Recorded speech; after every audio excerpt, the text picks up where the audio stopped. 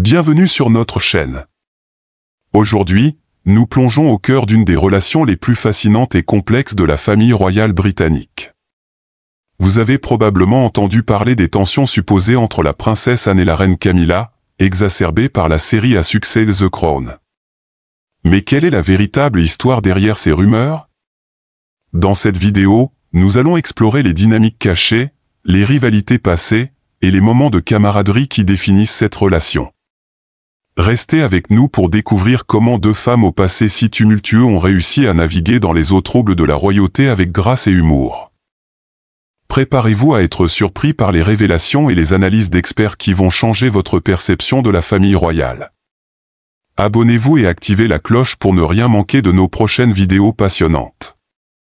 Commençons. Avoir une personne qui incarne ce que vous pensez que votre pays représente a toujours été une grande ambition. Camilla, après des années de dévouement inlassable à la famille royale britannique, commence peut-être à être reconnue par le public comme reine. Cependant, elle ne sera jamais reconnue par la princesse Anne, la seule fille de la reine Élisabeth. Camilla ne sera jamais une véritable reine, selon la princesse Anne, la sœur unique du roi Charles. Cette affirmation a été révélée il y a quelques jours par la couturière de la princesse Diana. Pourquoi la princesse Anne déteste-t-elle tant Camilla et quelle est la véritable origine de leur querelle? Ne manquez pas cette vidéo pour découvrir les vérités que la famille royale ne veut pas que vous sachiez. Pendant des décennies, la princesse Anne a nourri une rancune contre Camilla, rendant difficile l'accession de Camilla au statut de reine malgré la reconnaissance de la reine Élisabeth elle-même. De nombreuses sources internes révèlent également que Camilla a dû se battre énormément pour pouvoir épouser Charles correctement. En effet, lorsqu'elle a épousé Charles, alors prince de Galles, en 2005, elle est légalement devenue princesse de Galles. Cependant, par respect pour la défunte princesse Diana, Camilla a choisi de se faire connaître sous le titre de duchesse de Cornouailles. L'héritage de Diana pesait lourd, elle n'était pas seulement une figure bien aimée en Grande-Bretagne, mais dans le monde entier. Sa mort tragique en 1997 a laissé une profonde empreinte dans la conscience publique, et le titre de princesse de Galles lui était inextricablement lié. En optant pour un titre différent, Camilla a montré une compréhension profonde du sentiment public et une volonté d'honorer la mémoire de Diana. Ce qui a facilité son intégration dans la famille royale et l'acceptation par le public. Pendant de nombreuses années, il était entendu que Camilla serait connue comme princesse consort lorsque Charles accéderait au trône. Ce titre était perçu comme un compromis, reflétant l'histoire complexe de leur relation et la résistance initiale du public. Cependant, début 2022, la reine Élisabeth II a annoncé que Camilla devrait être connue comme reine consort à sa mort. Cette décision a marqué un tournant, signifiant une acceptation et une reconnaissance plus large du rôle de Camilla au sein de la famille royale. Toutefois, la princesse Anne aurait eu des réserves à ce sujet. Selon la biographe royale Angela Levin dans son livre Camilla, Duchess of Cornwall, à Royal Survivor, Anne et Camilla n'ont initialement pas eu une relation chaleureuse. Camilla trouvait l'attitude glaciale d'Anne difficile et quelque peu déconcertante. Anne, connue pour son attitude directe et sans fioritures, est restée distante de Camilla pendant des années, créant une atmosphère de tension et de malaise. De plus, la couturière de la princesse Diana révèle que le scepticisme d'Anne s'étendait à sa vision de l'avenir de Camilla en tant que reine consort. La remarque d'Anne selon laquelle Camilla ne sera jamais une véritable reine souligne la résistance initiale au sein de la famille royale à embrasser pleinement Camilla dans ce rôle. Une source confidentielle a révélé que la relation entre la reine Camilla et la princesse Anne remonte au premier mari de Camilla, Andrew Parker Bowl. Leur lien intrigant a commencé bien avant que leur chemin ne se croise au sein de la famille royale. En juin 1970, la princesse Anne, alors âgée de 19 ans, est sortie avec l'officier de l'armée britannique charmant, Andrew Parker Bowl. Cette rencontre est particulièrement notable parce que Parker Bowl allait plus tard épouser Camilla Champ, connue sous le nom de Camilla Parker Bowl, selon Sally Bedell Smith, auteur de Prince Charles, The Passion and Paradox of an Improbable Life. Andrew Parker Bowl et Camilla Champ se sont rencontrés à la fin des années 1960. Quelques années avant qu'ils ne sortent avec Anne pour la première fois. Leur relation était caractérisée par une dynamique intermittente, suggérant qu'il aurait pu y avoir un triangle amoureux impliquant Parker Bowl, Camilla et Anne à cette époque. Cependant, la relation entre Anne et Parker Bowles ne semblait pas très sérieuse. Dans l'épisode 9 de la saison 3 de The Crown, la princesse Anne, incarnée par Erin Doherty, dit à sa famille qu'elle et Andrew ne sont intéressés que par un peu de divertissement. Bien que le public n'ait aucun moyen de savoir si cette interaction entre une jeune Anne et une reine mortifiée a réellement eu lieu, Bedell Smith confirme qu'Anne et Parker Bowles n'étaient jamais destinés à une relation sérieuse. Cette idée est soutenue par les propres déclarations et comportements d'Anne, qui suggèrent que leur relation était plus basée sur le plaisir de la compagnie de l'autre que sur la poursuite d'un engagement sérieux. Un obstacle majeur à une relation sérieuse entre Anne et Andrew était sa foi catholique. Comme l'explique Bedell Smith, le catholicisme d'Andrew faisait de lui un prétendant peu probable pour la fille unique de la reine Élisabeth II.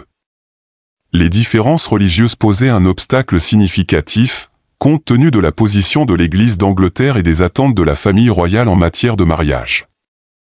De plus, bien qu'Anne et Andrew partageaient un amour mutuel des chevaux, une passion qui les rapprochait, ils n'ont jamais envisagé de s'engager dans une relation sérieuse qui pourrait mener au mariage. Il est difficile de déterminer le moment exact de la rupture entre la princesse Anne et Andrew Parker Bowles.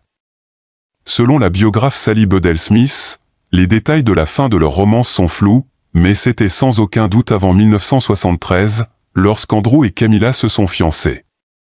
Bedell Smith note qu'à cette époque, la princesse Anne ne manquait pas d'admirateurs, indiquant que bien que sa relation avec Andrew était significative, ce n'était pas sa seule aventure romantique. Andrew Parker Bowles, alors dans la trentaine, faisait face à une pression croissante pour s'installer et s'engager. Lui et Camilla Champ avaient eu une relation intermittente pendant plusieurs années, caractérisée par ses hauts et ses bas, une dynamique qui ajoutait à la complexité des interactions d'Andrew avec Anne. Sous la pression, Andrew a finalement proposé à Camilla, sa petite amie de près de 7 ans. Cette proposition, selon Bedell Smith, était en partie motivée par les attentes publiques et familiales. Les fiançailles et le mariage ultérieur de Camilla et Andrew ont formalisé une relation qui avait déjà connu de nombreuses années de développement et de changement. La relation de la princesse Anne avec Andrew Parker Bowles, bien que notable, était l'une des nombreuses aventures romantiques qu'elle a vécues dans sa jeunesse. Sa connexion avec Andrew était probablement influencée par les mêmes pressions sociales et attentes qui ont plus tard affecté la relation entre Andrew et Camilla. L'approche pragmatique d'Anne envers la romance, telle que décrite dans divers récits, reflète son approche plus large de la vie et du devoir au sein de la famille royale. Vous pourriez être choqué de savoir que Camilla Parker Bowles a fréquenté Charles juste pour se venger. Selon la biographe Penny Junor, Andrew a rompu avec Camilla pour courtiser la princesse, parmi d'autres femmes. Cette rupture était significative car Camilla était profondément amoureuse d'Andrew. Elle a confié au Times que son affection pour Andrew était inébranlable malgré sa réputation de goujat connu pour ses infidélités et ses relations avec d'autres femmes, y compris certaines amies de Camilla. Au début des années 1970, Camilla a rencontré Charles, alors prince de Galles. Charles est immédiatement tombé sous son charme. Reconnaissant son intérêt, Camilla y a vu une opportunité non seulement de se rapprocher du futur roi, mais aussi de se venger d'Andrew et de la princesse Anne en même temps. Selon Junor, l'affaire de Camilla avec Charles était en partie motivée par le désir de donner une leçon à Andrew. Elle était passionnément amoureuse d'Andrew mais frustrée par son infidélité. En entamant une liaison avec Charles, elle cherchait à attirer l'attention d'Andrew et à lui montrer qu'elle aussi pouvait séduire quelqu'un d'important. En l'occurrence un prince royal.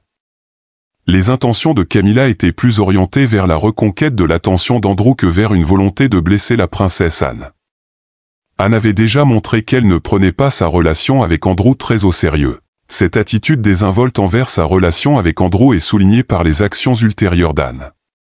Comme l'a raconté la biographe de Charles, Sally Bedell Smith, Anne n'a jamais été profondément investie dans sa relation avec Andrew, la considérant davantage comme une amourette de jeunesse qu'un engagement sérieux. Au même moment où Camilla et Andrew ont annoncé leur fiançailles, au début de l'année 1973, la princesse Anne a annoncé ses fiançailles avec Mark Phillips. Cette annonce simultanée souligne la nature éphémère de la relation entre Anne et Andrew. Anne et Mark Phillips se sont mariés quelques mois seulement après le mariage de Camilla et d'Andrew Parker Bowles. Comme l'a indiqué Harper's Bazaar, le triangle amoureux, ou plus précisément quadrilatère, impliquant la reine consort Camilla Parker Bowles, le roi Charles, la princesse Anne et Andrew Parker Bowles est l'un des épisodes les plus complexes et controversés de l'histoire de la famille royale britannique. Cependant, malgré les complications initiales, il semble s'être conclu avec une surprenante grâce et amabilité. La relation entre Camilla et Charles est bien connue pour avoir suscité des bouleversements publics et privés, culminant dans le divorce de Charles avec la princesse Diana. La mort tragique de Diana a encore assombri ce chapitre de l'histoire de la famille royale. Cependant, les relations entre les autres individus impliqués dans cette première affaire sont restées beaucoup plus cordiales. La princesse Anne et Andrew Parker Bowles, malgré leur brève aventure romantique, ont réussi à forger une amitié durable. Selon la biographe de Charles, Sally Bedell Smith, le lien entre Anne et Andrew a perduré et même prospéré au fil des années. Cette amitié durable est illustrée par la décision d'Anne de nommer Andrew parrain de son deuxième enfant, Zara Phillips, maintenant Zara Tyndall. Leur relation est souvent visible publiquement, avec les deux souvent vus en train d'échanger des conversations amicales lors de divers événements. Parfois accompagnés de Zara, cela indique que le drame entourant le triangle amoureux était largement confiné aux enchevêtrements romantiques de Camilla et Charles. Camilla et Andrew, qui partagent 2 enfants et 5 petits-enfants, ont également réussi à maintenir une relation amicale après leur divorce en 1995. Ce divorce est survenu juste 1 an avant la finalisation du divorce de Charles et Diana. Malgré la fin de leur mariage, l'amitié entre Camilla et Andrew a persisté. Ce lien durable a été mis en évidence lorsqu'Andrew, accompagné de sa seconde épouse Rosemary Pittman, a assisté au mariage civil de Camilla et Charles le 9 avril 2005. Ce geste a souligné la nature cordiale de leur relation post-divorce. La profondeur de l'amitié durable entre Camilla et Andrew a été démontrée lorsqu'ils ont assisté aux funérailles de Rosemary Pittman en 2010, après son décès dû au cancer. Cet acte de solidarité a mis en lumière le respect mutuel et l'affection qui avaient survécu malgré la dissolution de leur mariage et les complexités de leur relation passée. Le quadrilatère amoureux impliquant Camilla, Charles, Anne et Andrew, bien que compliqué au départ, a finalement évolué en une série de relations amicales. L'amitié entre Anne et Andrew est restée forte, Anne honorant même Andrew avec un rôle familial significatif en tant que parrain de Zara, Camilla et Andrew. Malgré leur divorce, ont maintenu une relation cordiale et de soutien, ce qui était évident dans leurs interactions au fil des années. Cependant, la relation entre la princesse Anne et la reine consort Camilla Parker Bowles a fait l'objet de nombreuses spéculations et intrigues. Malgré les apparences de cordialité, de nombreux initiés et experts de la famille royale suggèrent qu'il existe des tensions sous-jacentes entre les 2 femmes. En 2020, le magazine New ID a rapporté que les tensions entre Anne et Camilla sont loin d'être résolues, citant une source anonyme. L'article suggérait que les 2 femmes, bien qu'affichant une façade de cordialité en public, ne peuvent en réalité pas se supporter. La résurgence de leur histoire romantique dans la série populaire Netflix ajoute une couche supplémentaire à cette intrigue. La série The Crown aurait exacerbé ces tensions, ravivant de vieilles blessures. L'initié a affirmé qu'Anne nourrit une rancune particulière contre Camilla, estimant que sa belle-sœur empiète sur sa relation avec son frère, le roi Charles. Le rapport suggérait qu'Anne avait rarement du temps seul avec Charles parce que Camilla est toujours présente, une situation qui frustrerait Anne. Cependant, malgré ces affirmations, l'experte en langage corporel Judy James offre une perspective différente. En analysant leurs interactions publiques, James a déclaré au Express qu'Anne et Camilla ne montrent aucun signe visible de tension et engagent souvent des conversations animées. Compte tenu de leurs histoires passées, Anne ayant fréquenté l'ex-mari de Camilla, la relation entre Anne et Camilla pourrait avoir été difficile, mais en réalité, les 2 femmes semblent très tolérantes l'une envers l'autre, au point de souvent ressembler à de vieilles amies, a observé James, pour appuyer son analyse. James a évoqué le service religieux de Noël de la famille royale en 2019 où les 2 femmes portaient par coïncidence des tenues violettes frappantes. Selon James, Camilla a fait un geste de coude enjoué vers Anne pour lui montrer leurs tenues assorties, et les 2 femmes ont ri ensemble, suggérant un niveau de camaraderie. Cette différence entre les rapports des initiés et les apparitions publiques met en lumière la complexité des relations royales. D'une part, la résurgence de vieilles rivalités romantiques dans The Crown et la spéculation continue par des experts et des initiés royaux suggèrent des tensions profondes. D'autre part, les démonstrations publiques d'amitié et l'analyse des experts en langage corporel peignent un tableau de deux femmes qui ont réussi à naviguer dans leur passé commun avec grâce et humour. Camilla, de son côté, serait désireuse de tourner la page des tensions historiques et de construire une relation positive avec Anne. L'article de New ID suggère que Camilla souhaiterait qu'Anne lui donne une chance et oublie le passé. Ce désir de réconciliation indique qu'au moins du point de vue de Camilla, il y a de l'espoir pour une relation plus harmonieuse. Malgré l'attitude désagréable d'Anne, Camilla est maintenant connue comme reine et a le soutien d'une grande partie du public. Beaucoup de gens se demandent pourquoi Camilla porte maintenant le titre de reine et pourquoi le prince Philippe n'a jamais été appelé roi. Charles interviendra-t-il dans cette affaire ? En fait, les titres détenus par les époux des monarques britanniques suivent depuis longtemps une hiérarchie complexe et traditionnelle, reflétant à la fois les précédents historiques et les nuances de la monarchie constitutionnelle britannique. Cette différence de titre est nettement évidente lorsque l'on compare les titres conférés aux épouses des rois régnants et aux maris des reines régnantes. Historiquement, les épouses des monarques britanniques en exercice ont traditionnellement assumé le titre de reine. Ce titre signifie leur position de consort du monarque régnant. L'un des exemples les plus récents de cette tradition est la reine-mère Élisabeth. Elle a porté le titre de reine pendant son mariage avec le roi George VI de 1936 jusqu'à sa mort en 1952. À sa mort, elle est devenue connue sous le nom de reine-mère pour la distinguer de sa fille, la reine Élisabeth II. En revanche, le titre de roi n'est pas conféré au mari des reines régnantes. Cela est principalement dû à deux raisons enracinées dans la tradition et le cadre constitutionnel de la monarchie britannique. Premièrement, le titre de roi ne peut être hérité, ce qui signifie qu'il est réservé à ceux qui accèdent au trône par succession directe. Deuxièmement, dans la structure hiérarchique des titres royaux, le roi surpasse toujours la reine. Si le mari d'une reine régnante recevait le titre de roi, cela impliquerait un rang supérieur à celui de la reine, contredisant l'ordre établi selon lequel le monarque régnant, quel que soit son genre, détient la plus haute autorité. Un exemple marquant illustrant cette distinction est le cas du prince Philippe, le mari de la reine Élisabeth II. Lorsqu'il a épousé la princesse Élisabeth en 1947, il a reçu les titres de duc d'Édimbourg, comte de Merioneth et baron Greenwich. Ces titres reconnaissaient son statut noble sans l'élever au-dessus de sa femme en rang. Contrairement à la reine Camilla, qui, en tant qu'épouse du roi Charles III, a été couronnée reine consort lors du couronnement de son mari. Le prince Philippe n'a pas reçu de couronnement aux côtés de la reine Élisabeth II lors de son couronnement en 1953. Son rôle, bien que significatif, était plus de soutien et cérémonial.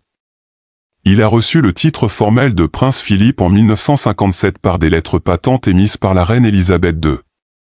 Cette désignation reconnaissait son statut unique en tant que consort de la reine tout en maintenant la tradition établie selon laquelle le mari d'une reine régnante ne porte pas le titre de roi. Cette distinction souligne les pratiques uniques et historiquement enracinées au sein de la monarchie britannique, mettant en lumière les différentes voies de reconnaissance et d'honneur pour les consorts masculins et féminins. L'équilibre soigneux de ces titres reflète les traditions durables qui ont façonné la famille royale britannique pendant des siècles. Que pensez-vous de la relation difficile entre la princesse Anne et la reine Camilla? Merci d'avoir regardé cette vidéo où nous avons exploré les relations complexes et souvent intrigantes entre la princesse Anne et la reine Camilla. Malgré les tensions historiques et les spéculations, il est clair que ces deux femmes ont navigué à travers leur passé commun avec une certaine grâce et tolérance. Que vous croyez aux tensions persistantes ou que vous pensiez qu'elles ont dépassé leurs différends, une chose est sûre, la famille royale britannique ne cesse de fasciner et de surprendre. Si vous avez apprécié cette plongée dans les coulisses de la royauté, n'oubliez pas de liker, partager et vous abonner à notre chaîne pour ne rien manquer de nos futures vidéos. Laissez-nous vos commentaires et dites-nous ce que vous pensez de la relation entre Anne et Camilla. Nous adorons lire vos opinions, encore merci de nous avoir suivis, et à très bientôt pour une nouvelle exploration des mystères et des histoires captivantes de la famille royale. Au revoir et prenez soin de vous.